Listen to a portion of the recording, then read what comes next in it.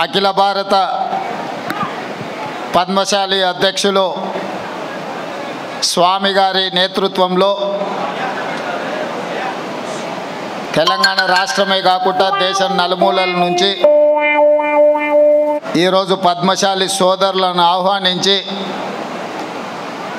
ఒక ఆత్మీయ సమ్మేళనం ఏర్పాటు చేసి నాతో పాటు పెద్దలు మంత్రివర్యులు తుమ్మల నాగేశ్వరరావు గారిని, వరంగల్ మున్సిపల్ కార్పొరేషన్ మేయర్ గుండు సుధారాణి గారిని,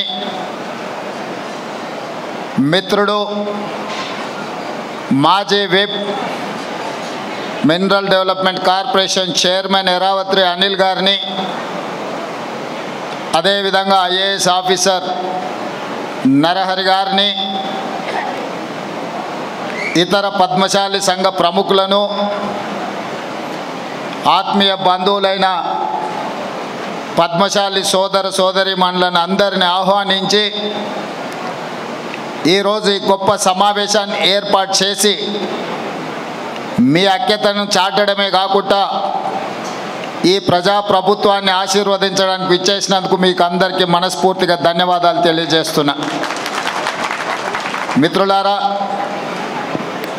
పద్మశాలి సోదరులు ఆత్మగౌరవమే కాదు త్యాగంలో కూడా ముందుంటారు.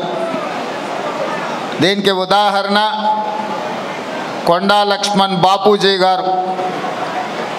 ఆనాటి తెలంగాణ ప్రజలు తొలి తెలంగాణ ఉద్యమంలో తెలంగాణ రాష్ట్రాన్ని సాధించాలి అని, తెలంగాణ రాష్ట్ర సాధననే ఈ ప్రాంత బడుగు బలహీన దళిత గిరిజన మైనారిటీ వర్గాల యొక్క అభ్యున్నతని లక్షలాదిగా నాడు ఉద్యమ బాట పట్టిండ్రు.